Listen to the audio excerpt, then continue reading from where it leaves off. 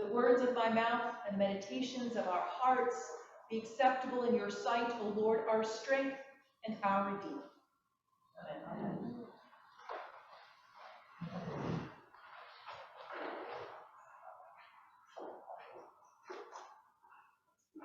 So while I was raised in the Episcopal Church and took it very seriously as a child and as a teenager, by the time I went to college, I decided that both God and church were a scam.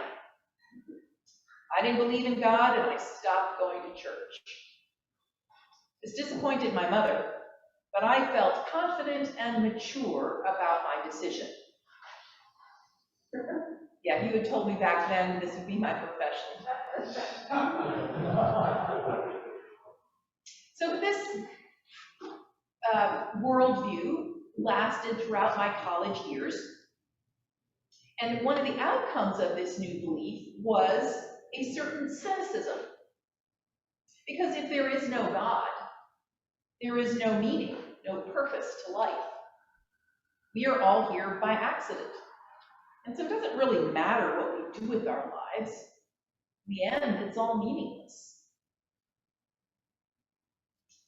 Then, one Saturday, a few months after graduation, when I was about 22 years old, I was spending the afternoon reading a good book. I was stretched out on the bed, the sun was shining through the window, and suddenly something happened. It felt like someone had punched me in the stomach and shouted at me, "Wake up, pay attention." I immediately dropped my book and sat bolt upright in bed.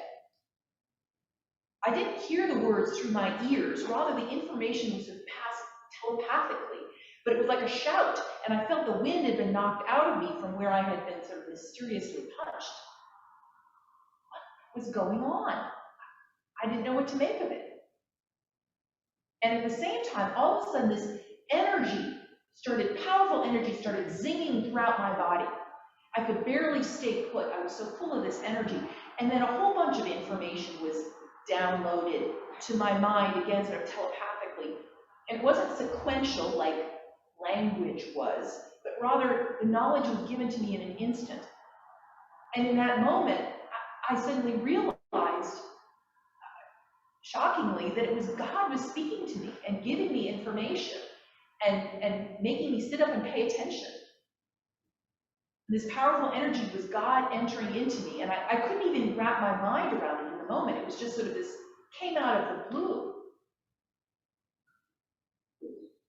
The message, the information translated into English, was something like, "By the way, I do exist, and I am more powerful and real than you can imagine." God also said, "Who you are and what you do with your life matters." Some of the implications, I'm sort of giving you one sentence, but there were sort of layers of meaning, and some of the implications were that my life matters, that God is real, that I have a mission and I need to get back on track. But another implication of this message is actually, it was not just for me, it's for everyone. It's for humanity. It's about what it is to be human, is that all of our lives matter.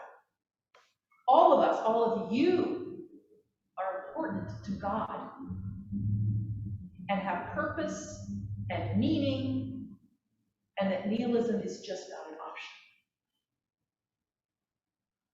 The message had other layers as well, but it went beyond language, and it was over very quickly.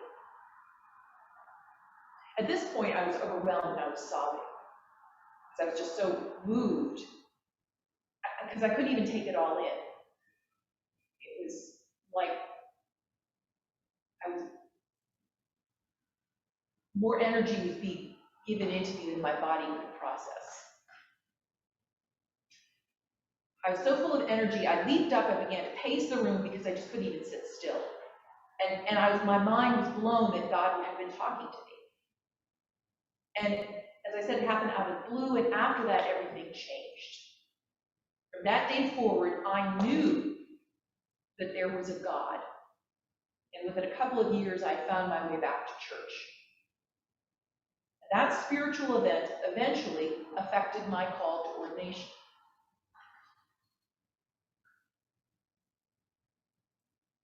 This morning, we heard the story, powerful story, of Moses and the burning bush. He too has an encounter with God, although much more profound than mine.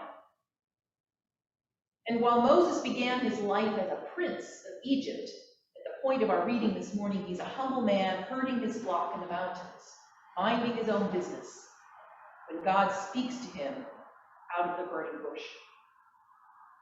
God tells him that he hears the suffering of his people who are living in slavery in Egypt. So God sends Moses on a mission to free those in bondage. Eventually, with God's help, Moses completes his mission, and the Israelites are freed from slavery. This escape to freedom becomes one of the foundational stories of Judaism and Christianity, for that matter.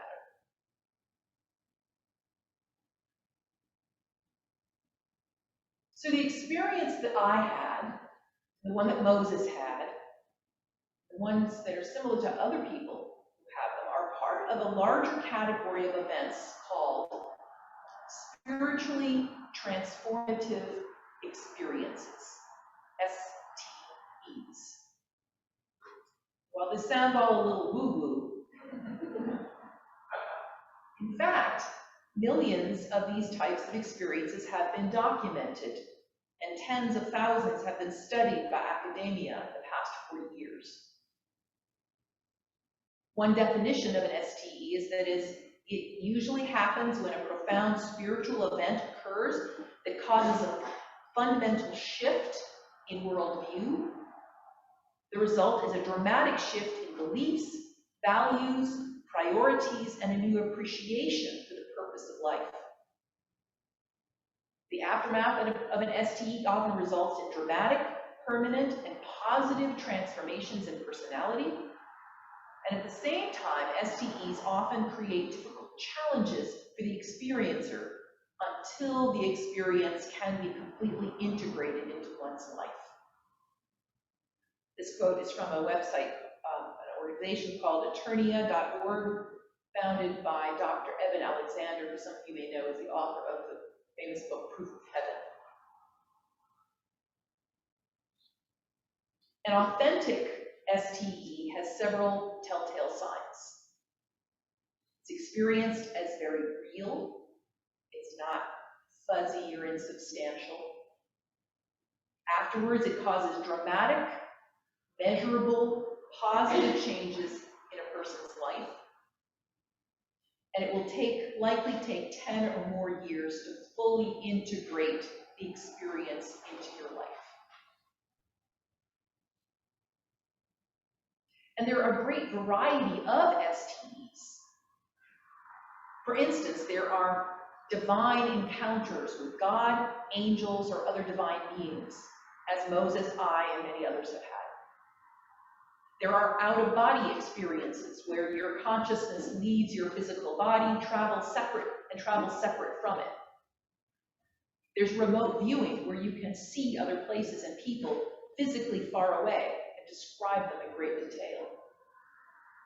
There are visions of past or future events.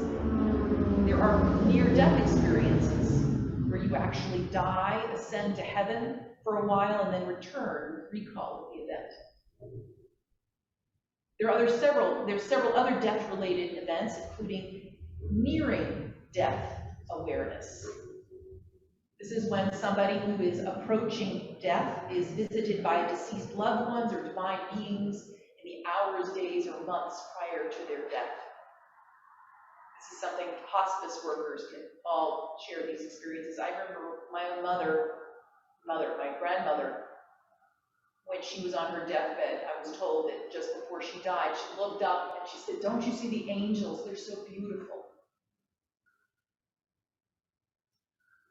There's also something called a shared death experience, where you are near a person when they're dying, so somebody who you are very close to, and you are with them at the moment of death, that your consciousness sort of gets attached to theirs as it's ascending to heaven, and you do a little bit of the journey with them and experience what they experience before you return to your body.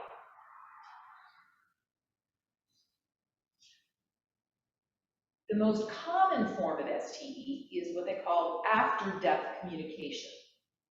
This is where deceased loved ones reach out to us to let us know that they're okay.